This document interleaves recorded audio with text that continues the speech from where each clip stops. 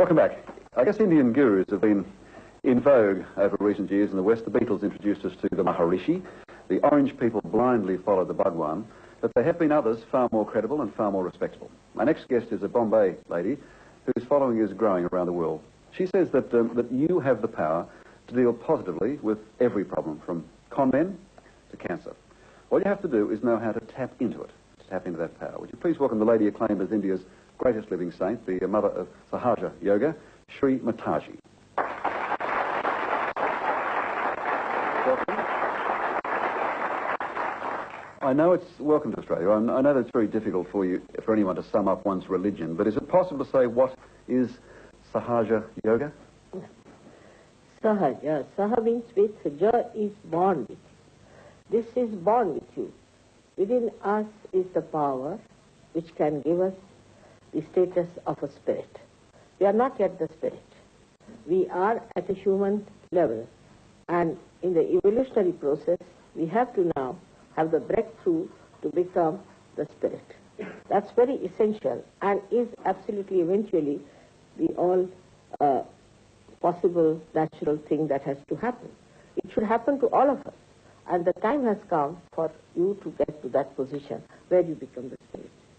All the religions have talked about it and told about it.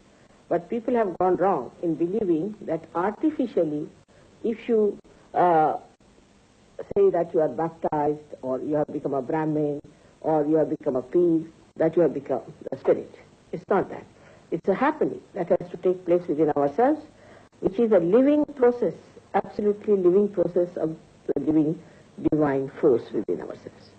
How does this, we've heard of lots of yogas, how does this differ from other Indian yogas? Other yogas were practiced mostly after getting realization, but as it has come from some half-baked people, it is in a very funny way that people follow it as if they have to take all the medicines together and they don't know any discrimination about it. Unless and until you make this force rise within you, you will not know what type of attention is needed and what type of physical exercise is needed. Indiscriminately, people do physical exercises getting into troubles.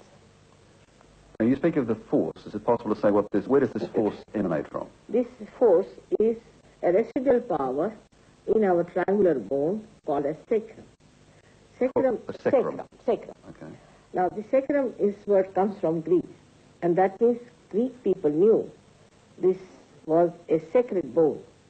It rises from there, passes through our 6 centers, piercing through our fontanelle bone area, and you get the cool breeze of the Holy Ghost coming out of our head. That's what Christians refer to as Yes. I mean, Holy Ghost, what is the Holy Ghost? Nobody can explain, but Holy Ghost is very simple to understand.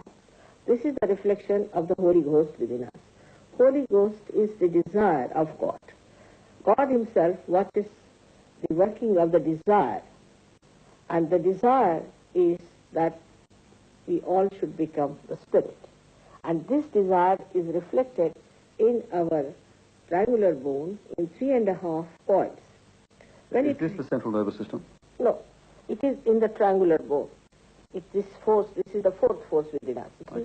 We have sympathetic nervous system, left and right, and we have got autonomous, that is an autonomous nervous system, and parasympathetic, and we have also central nervous system.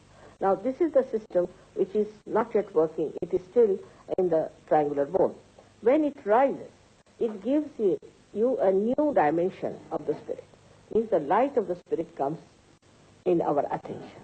In that case, what happens is very simple to understand, that at human level, we are not in the absolute state. Not in the absolute state. That's why there's a chaos. Supposing I'm holding a snake in my hand, you see, and there's no light. Somebody tells me that there's a snake, I will not throw it away. I would not like to listen to anybody's advice about it. But if there's a light, I'll throw it away. In the same way, when you become the spirit, the light of the spirit guides you. You become your own master. You become your own guru. You don't have to have any guru for that. This piercing of the fontanelle bone by the Kundalini gives you the power of the spirit. But we'll demonstrate it later, or at least we'll give you a chance to demonstrate later, but you're talking about a physical power, a spirit that comes out of the top of your head. No, it's an energy. An energy, all right. It's an energy which comes out of your fontanelle bone area, touching the spirit. But the spirit actually resides in the heart. But the main seat of the heart is here in the fontanelle bone area. And it pierces through. When it pierces through, actually it should pierce. It's not just I say I baptize you. It's not like that. It has to pierce through that, and you have to feel the cool breeze of the Holy Ghost on top of your head. Is it there now? Yes, it's there. Can I feel it? I don't know if you'll feel it or not, because you'll have to have that sensitivity. Now, you see, all around, also that all-pervading power is there, which makes everything vibrate. But this energy can be felt only when you have got that realization. Then what happens that all your centers on your fingertips become sensitive. And you can feel, this is written in the Quran, that your hands will speak when you will get to your resurrection. Yes. This is the resurrection. But Natasha, you must know, you must realize I mentioned the Maharishi and I mentioned the Bhagwan and so on. You must live with the skeptics and the doubters because Of course. I'm living with them all the time. the con men who've come Yes, before you. Yes. Now, firstly, you see, the great mistake we commit as far as going to gurus or to anything that is religious is that you cannot pay for God. You see, it's a living process of a living God. Now, supposing you want to sprout a seed, how much money do you pay to the Mother Earth? It's a very simple thing, but people don't understand. They think that they can purchase everything. You cannot purchase God. A simple method, if you apply to all of them, they will all run away. Yes. Now, again, I read that that this spirit, this power you speak of, can deal with, as I said, I mentioned the con men, but can deal with cancer, can Yes. deal with AIDS. Yes. I've had some Australians talk about their children being heroin addicts and eliminating heroin. Of course, it with can. this power. It does. Because, see, I'll show you now. This is the center. We can say this is the medulla oblongata, or we can say this is through which the central canal is passing. Now, the center is inside here. Now, when we are in the imbalance, say we go too much towards the left side, means we become too emotional or do all kinds of wrong, nonsensical conditioning. Then, or if we go too much to the right, in the ego and all that, you see, then we break this. Once we break this, what happens? That the center becomes constricted and the energy becomes constricted. Slowly it breaks. The relationship with the head, with the whole, and it becomes malignant. When it becomes malignant, it starts overpowering other cells. And that's how cancer is set.